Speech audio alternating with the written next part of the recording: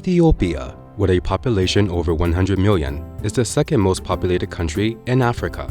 Ethiopia is blessed with vast areas of fertile land, great climate, and a young active workforce. Horticulture is the fourth foreign revenue earner for Ethiopia, generating more than $300 million in export revenue. With over 11 million hectares of arable land, an annual overflow over 100 billion cubic meters of water, diverse climate, and long growing seasons, Ethiopia has great potential for horticulture investment. We have a number of incentive packages, which is more attractive for the investors that are interested to invest here in the country. And the policies that we have is also quite promotional, in such a way that people are just quite attracted to come to Ethiopia. In the previous case, the horticulture sector found quite dispersed in the country, but the new approach that we are just having this time is to develop the horticulture corridor and the horticulture hubs. Based on that, we have identified about 5-6 hubs, which I have already stated their land suitability, the climatic conditions, the availability of the workforces, and we have also developed a master plan for each of the land, which we have already identified. Next to Kenya, Ethiopia is the second largest flower exporter in Africa. More than 49 million kilograms of fresh-cut flowers are exported. Ethiopia is recognized for its high-quality, long stems, large buds, and vibrant color roses. Ethiopia has a long history of growing fruits and vegetables. Recent large-scale investments in fruit and vegetable growing has helped increase the production and export of high-value crops such as strawberries, table grapes, and green beans. Over 177 million kilograms of fruits and vegetables are exported.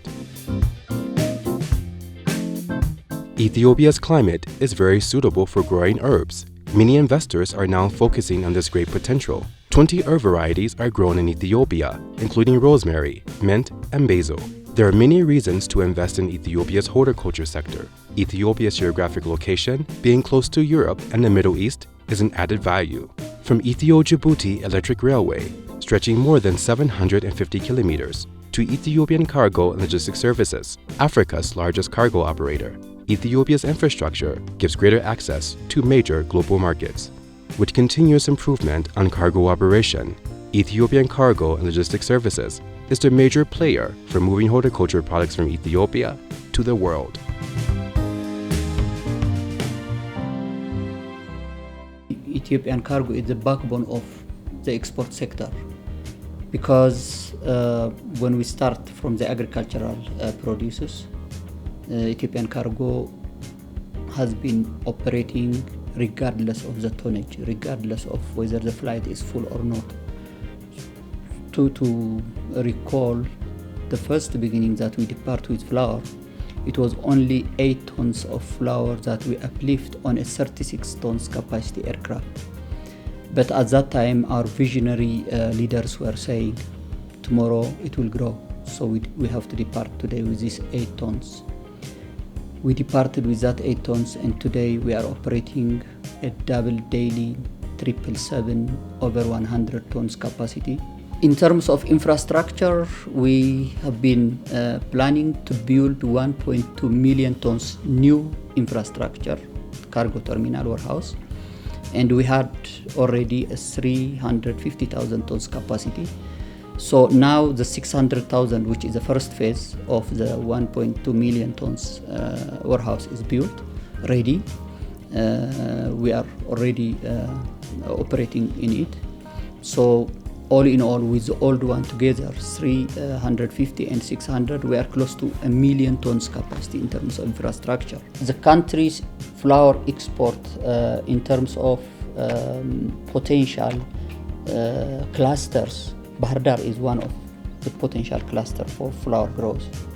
So Bahar Dar is now catching up and coming up, and that's why we started operating direct from Bahar Dar.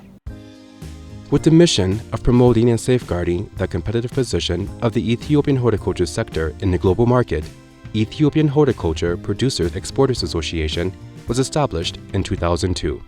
The main mission was to promote and safeguard the competitive position of the horticulture sector in Ethiopia. And currently we have 119 member farmers who are engaged in flower, fruit, vegetable and herbs. EHPEA's key intervention areas are policy advocacy, capacity building, business development, marketing and investment promotion, and promoting sustainable production through code of practice. We have the training department responsible directly to assist the farmers to implement the socially and environmental sustainable production system through the EHPEA code of practice, complying with international market standards. And we also have the waste management project to address environment, and we have the gender program, empowering, it's called Empowering the Source. And of course the Promotion and Information Service Department to promote the market and to promote the investment. On the policy advocacy, through EHPEA intervention, some rules and regulations amended based on the interest of our member farmers. That's a great accomplishment, and we can call it a success story. And as I mentioned, we have EHPEA has developed its own code of practice. It has 3 levels: bronze, silver, and gold. So the silver level is benchmarked with global gap. So that shows that our code of practice is accepted internationally. Member farms have seen great growth and success, from harvesting to accessing global markets. Metrolux Flowers PLC have been establishing 10 years ago, and we started the farm by growing flowers and exporting. Then we changed the farm to vegetables, which is magdut and sugar snap. We've been exporting those products to UK market.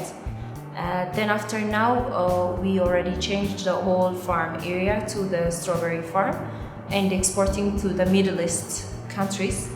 We are exporting strawberries, and we are more than ever profitable with this fruits now. And the demand is there. Everyone is asking, especially the Middle East market is looking for us. Still, we are distributing and exporting our fruits, but not fulfill the demand. Florence's Abyssinia Farm, sister company of Florence's Ethiopia. And like the other farm, we also produce cuttings, ornamental cuttings for export. Mainly the varieties which we have here are Pelargonium and Poinsettia. And our markets are the European market, but also some markets in Asia and a little bit in the USA. Climate in Ethiopia is very favorable and gives us big quality advances. Besides that, there is a motivated and good labor force, and of course there are some incentives from the Ethiopian government. Ethiopia started here around 14 years ago. We produced 1.2 billion flowers in a year. That is an ideal place.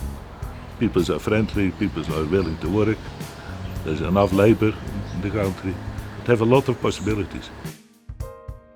Ethiopia's horticulture export sector not only contributes to the country's economic development, but also creates close to 200,000 jobs.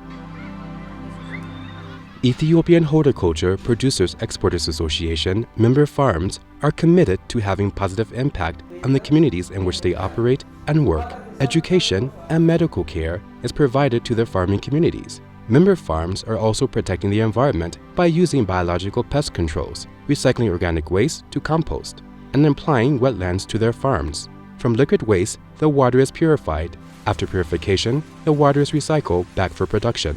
The water has no concentration of chemicals and safe for the environment.